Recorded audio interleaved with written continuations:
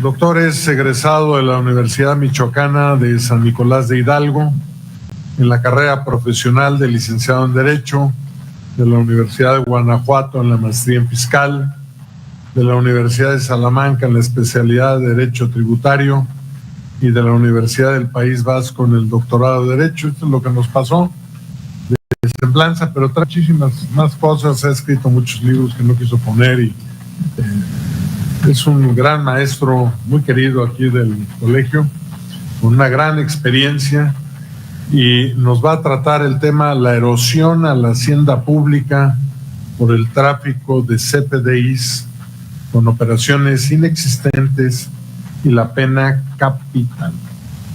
Doctor, por favor.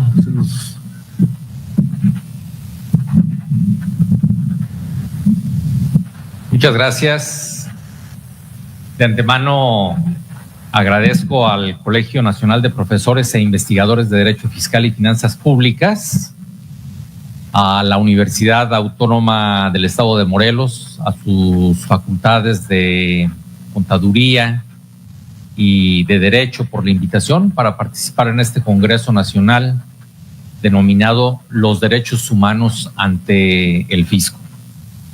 A los maestros Luis Carballo Valvanera, Claudio Gorostieta Cedillo y al doctor Juan Manuel Ortega Maldonado por la deferencia con su servidor.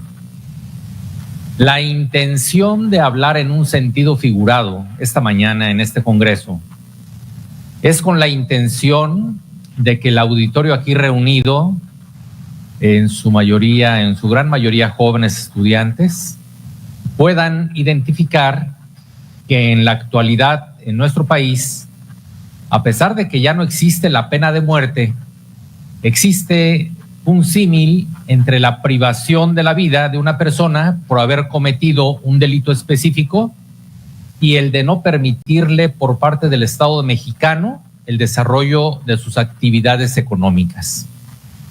Todo esto por haberse situado en un supuesto de la ley y haber quedado ahí de manera definitiva. Específicamente me voy a referir a personas físicas, a contribuyentes personas físicas. La pena de muerte es la máxima sanción imponible por el Estado a un delincuente cuando realiza una auténtica empresa criminal, un hecho delictivo gravado con tal determinación. La supresión de una vida humana es el mayor daño corporal que puede recibir un ciudadano. Muchas personas, especialmente jóvenes como ustedes, posiblemente ignoren que la pena capital estuvo permitida en nuestro país hasta que fue reformada la Constitución Política de los Estados Unidos Mexicanos el 10 de diciembre del año 2005. La pena capital, desde el año 1857, se establecía permitida para el traidor a la patria en guerra extranjera, al parricida, al homicida que hubiese actuado con alevosía, premeditación y ventaja, al incendiario, al plagiario, al salteador de caminos, al pirata y a los reos de delitos graves del orden militar. Una manera de dar garantías a la sociedad por parte del constituyente originario derivó en su establecimiento como una pena severa, disposición que se vio replicada en las legislaciones locales, donde en algunas de ellas se emitieron decretos relativos a obtener el indulto y conmutación de dicha pena por la de una temporada en prisión extraordinaria. Por lo visto, la sensibilidad de la autoridad para evitar arrebatarle la vida a una persona existió, derivado de la confesión circunstanciada del delito que delinquió encontrándose en estado de enajenación mental y que se propuso causar un mal menor que el causado. La frase pena capital se recoge hasta en 73 tesis aisladas dictadas entre los años de 1918 al año 2020, dentro de lo que conocemos como jurisprudencia vigente. por parte de los órganos jurisdiccionales autorizados para interpretar nuestro derecho positivo. La pena que de facto debe pagar un contribuyente persona física a quien se le determine su situación fiscal, en el sentido de que emite comprobantes fiscales digitales por Internet, identificados por el acrónimo CFDI o CFDIs, que en el argot los identificamos como facturas, que estos CFDIs con operaciones inexistentes, bueno, pues es limitarlo de manera temporal en un principio y después quizá en forma definitiva en su operación económica. Un tipo de pena capital de naturaleza administrativa que transgrede evidentemente derechos fundamentales al no existir un mecanismo que permita corregir su situación fiscal, dándose por hecho una segregación a la vista de todos. Me refiero en específico a no permitírsele corregir su situación fiscal, ya que para el caso de un emisor definitivo de este tipo de comprobantes fiscales con operaciones inexistentes, no se le determina un crédito fiscal en ningún tiempo y por ende no tendría un mecanismo para poder pagar contribuciones omitidas, ya que sus comprobantes solamente quedan sin efectos fiscales. Esto es, no se le determinan ingresos acumulables para efectos del impuesto sobre la renta, ni actividades gravadas en materia de impuesto al valor agregado. La sanción, pena o castigo impuesto conforme a la ley por los jueces, tribunales o autoridades administrativas a los responsables de un delito o falta administrativa les permite a estos entablar una defensa prevista a nivel constitucional y convencional. Sin embargo, en el caso planteado, la sanción no es estricta, limita su operación económica al no poder contar con medios digitales para emitir más comprobantes fiscales, y esto se traduce en un tipo de muerte, pero en un sentido económico. La fracción cuarta del artículo 31 constitucional alude a la obligación de contribuir al gasto público de la nación mexicana de la manera proporcional y equitativa que dispongan las leyes. Obligación que emana en 1789 del artículo 13 de la Declaración de los Derechos del Hombre y del Ciudadano, al establecer que para el mantenimiento de la fuerza pública y para los gastos de la administración es indispensable una contribución común que debe ser repartida entre los ciudadanos en razón de sus medios. Es aquí precisamente en este ordenamiento que en su artículo 9 se alude a la presunción de inocencia de todo hombre mientras no sea declarado culpable. El artículo 27 del Código Fiscal de la Federación, en correlación con las disposiciones anteriores, consigna la obligación de las personas físicas que deban presentar declaraciones periódicas o estén obligadas a expedir este tipo de comprobantes fiscales digitales por Internet por los actos o actividades que realicen o por los ingresos que perciban, de solicitar además su inscripción al Registro Federal de Contribuyentes previa entrega de identidad, domicilio y en general sobre su situación fiscal mediante la presentación de avisos, registrar y mantener actualizada una sola dirección de correo electrónico y un número telefónico, así como solicitar el certificado de firma electrónica avanzada. Un contribuyente que se sitúa en lo que acabo de mencionar, para poder emitir un CFDI, una factura, debe necesariamente contar con un certificado de firma electrónica avanzada vigente, tener obligaciones fiscales en el Registro Federal de Contribuyentes, cumplir con los requisitos en materia de comprobantes fiscales establecidos mediante múltiples reglas de carácter general y tramitar ante el Servicio de Administración Tributaria el certificado para el uso de los sellos digitales. Sin embargo, los certificados de sello digital para la expedición de CFDIs, la autoridad administrativa puede dejarlos sin efectos de manera temporal cuando tenga conocimiento de que los comprobantes fiscales emitidos se utilizaron para amparar operaciones inexistentes, simuladas o ilícitas, o bien que se trata de contribuyentes que le dieron efectos a comprobantes fiscales de este tipo. No estoy hablando de documentos falsos, de documentos apócrifos, sino de comprobantes que contienen operaciones en un principio presuntamente inexistentes y que posteriormente se declaran como inexistentes. Bien, este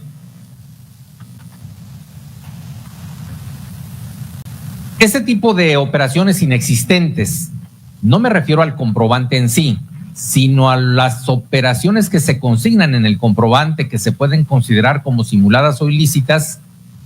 Bueno, pues trata de contribuyentes que le dieron efectos fiscales a esos comprobantes, que no acreditaron la adquisición efectiva de los bienes o servicios que en ellos se contienen, o bien que no se hubiesen corregido, y me refiero en concreto tanto a emisores definitivos como a los receptores que les dieron efectos fiscales a los comprobantes, dejando de pagar una contribución o determinando un saldo a favor de la misma por estos últimos. El emisor de comprobantes fiscales con operaciones inexistentes, en un principio se le identifica como presunto emisor. Se le da la oportunidad para que en un plazo determinado pueda acreditar que sí cuenta con una serie de elementos que dispone el Código Fiscal de la Federación para poder emitir esos comprobantes, y al no poder hacerlo, entonces su calidad de presunto se convierte en un emisor definitivo, y la consecuencia del comprobante fiscal para quien lo dedujo en materia de impuestos sobre la renta o para quien acreditó el impuesto al valor agregado para efectos, se considera que esos efectos son inexistentes, dando lugar a que en este caso el receptor del comprobante se le pueda fincar a través del inicio de facultades de comprobación un crédito fiscal, pero no así al emisor de comprobantes fiscales.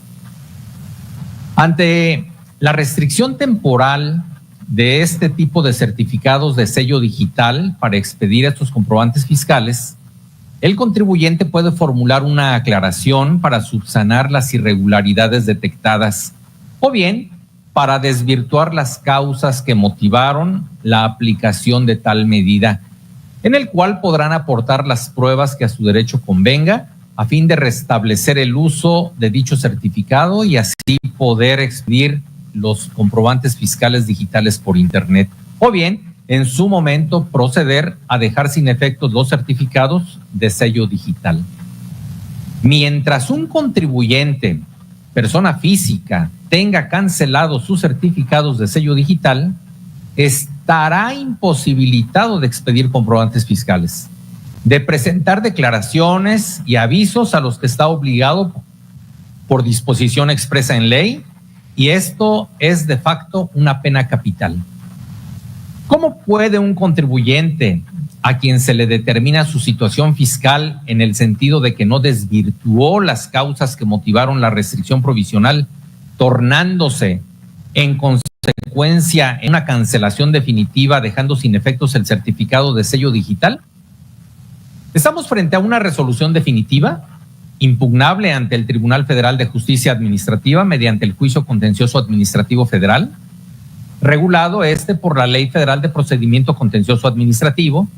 De manera optativa, podría promover el recurso administrativo de revocación ante la propia autoridad y en forma excepcional, sin agotar los medios anteriores de defensa, el juicio de amparo indirecto.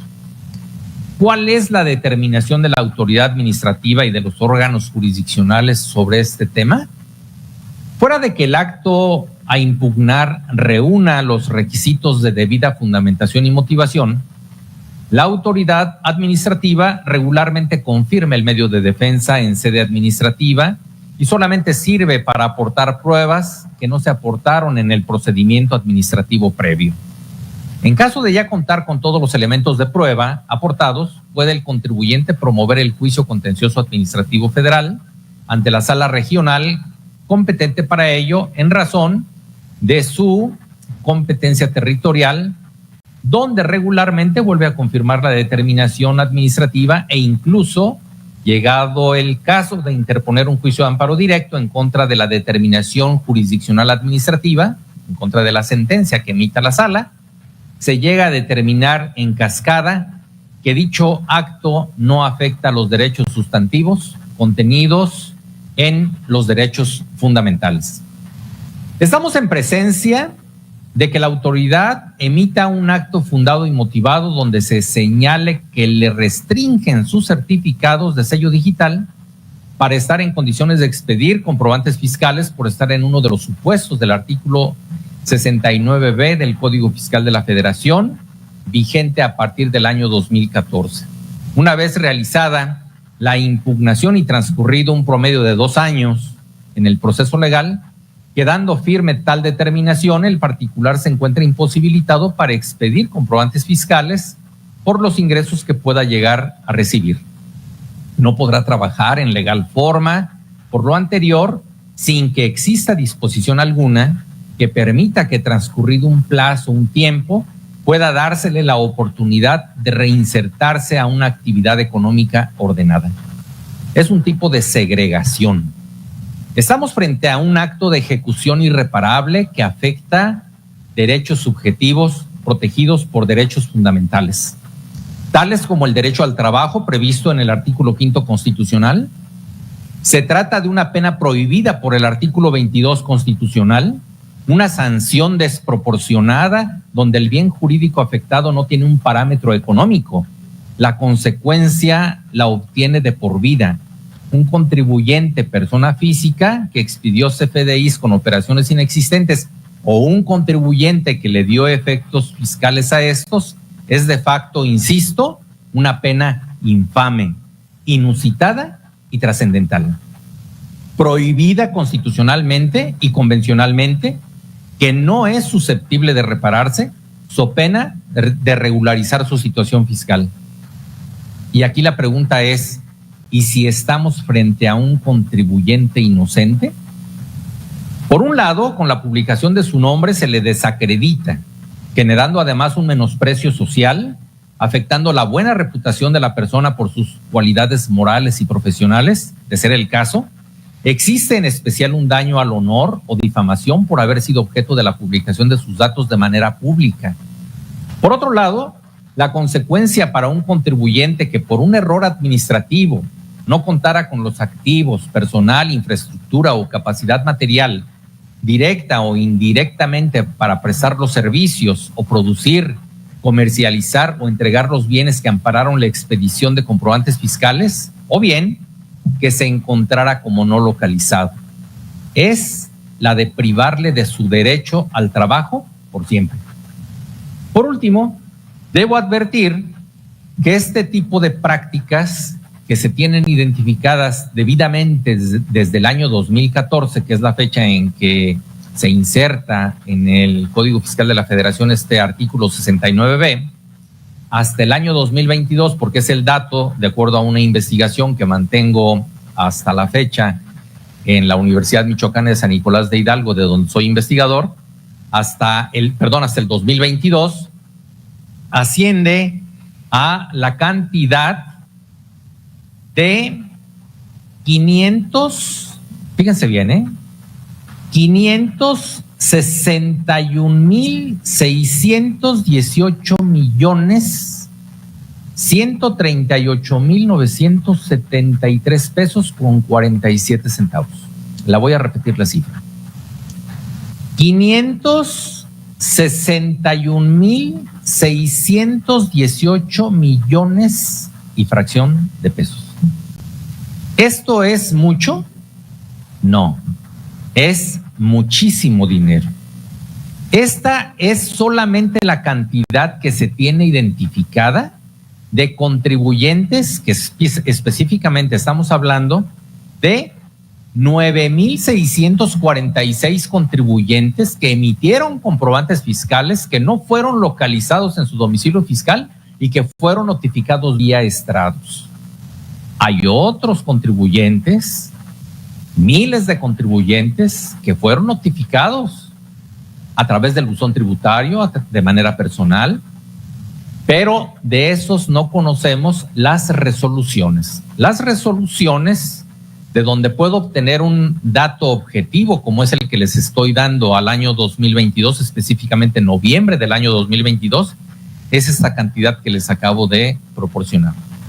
Este material, con mucho gusto, se lo entrego al doctor Juan Manuel para que pueda ser distribuido entre los asistentes al Congreso y pueda ser analizado a detalle para poder identificar una lesión que se tiene el día de hoy a la hacienda pública.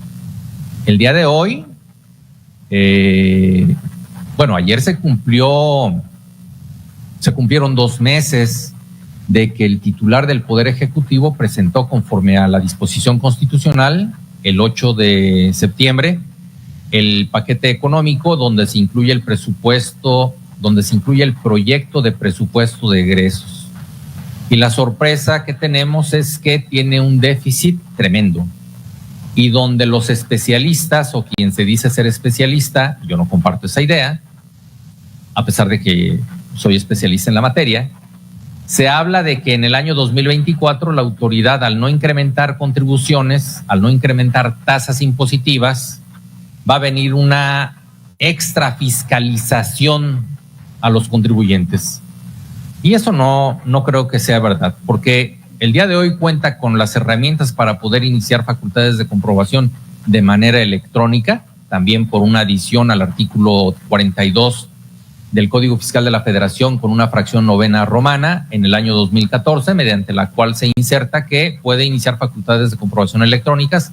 No lo hace en la práctica. Lo que hace el día de hoy con toda esta información que contiene en una base de datos son una serie de actos de terror, traducidos en actos de terrorismo del Estado hacia el contribuyente mediante las llamadas cartas invitación, que al margen de nuestro Estado de Derecho no estamos frente a un acto administrativo definitivo impugnable por ninguna vía, en virtud de que solamente es una invitación. El contribuyente que cometió alguna omisión, el contribuyente que adquirió un comprobante fiscal de este tipo, pues al verse cercado por la autoridad administrativa bajo la espada de Damocles que pende sobre su cuello, en donde se le invita a que se autocorrija o bien le inician una acción penal, el contribuyente en ese momento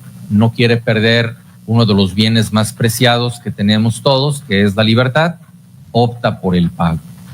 Pero vean cómo es que el Estado en realidad pretende obtener más dinero, como lo ha estado obteniendo en los últimos años, no a través de actos de fiscalización, sino a través de actos al margen del ordenamiento aplicable para poder obtener mayores recursos. La reflexión que podemos o que puedo dar en este momento es que primero hay muchas personas físicas identificadas en este tipo de supuestos, en donde lamentablemente pues son objeto de una muerte económica, porque no pueden obtener sus certificados de sello digital para poder emitir comprobantes fiscales. ¿Hay un plazo de un tipo de prescripción, un tipo de caducidad? No, eso no existe. O sea, esa persona no puede jamás obtener sus certificados y por tanto se segrega para que esa persona realice sus actividades al margen de la ley. Estoy a sus órdenes por si desean hacer alguna pregunta o algún cuestionamiento o alguna aclaración sobre lo que acabo de exponer. Por su atención, muchas gracias.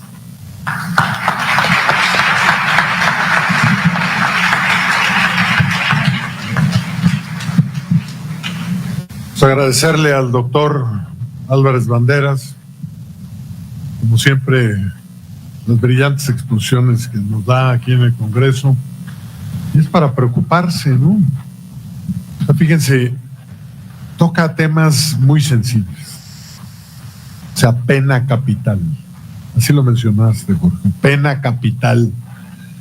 Hoy por hoy, mucha gente diría, ya no hay venta de facturas. Sigue habiendo. Y es una fiesta nacional la venta de las facturas. Y es triste decirlo. Alguien diría, con las modificaciones legales y con lo que nos acaba de exponer el doctor, pues cualquier contribuyente diría, yo no entro en este esquema. Pero la gente lo sigue haciendo. Yo he estado observando y digo, ¿cómo? Y parece que no pasa nada, parece. Pero esa pena capital, como lo menciona el doctor Álvarez Banderas, es el que no puedan tener su sello digital, y es una muerte en su trabajo. O sea, los avientan ¿a qué? A la economía informal. Y ha tocado un tema muy sensible, o sea, es para siempre. Habrá que reflexionar sobre este tema. O sea, esa sanción, porque es una sanción que está poniendo la autoridad, es para 30 años, para 40 o X número de años, cuando todo tipo de sanción, aun cuando esto no está identificado como sanción, pero lo es, no tiene un plazo, 5 años o 10, por lo menos lo que nos maneja el código. Habrá que reflexionar sobre ese tema, sobre todo los alumnos que analicen este tema y digan, oye, es algo que debemos evitar en primer lugar, y segundo lugar, probablemente nuestros legisladores tengan que expedir normas que brinden seguridad jurídica y eviten lo que nos acaba de comentar en forma espléndida el doctor Álvarez Banderas como pena. Gracias, Jorge. Qué amable, ¿eh? Pues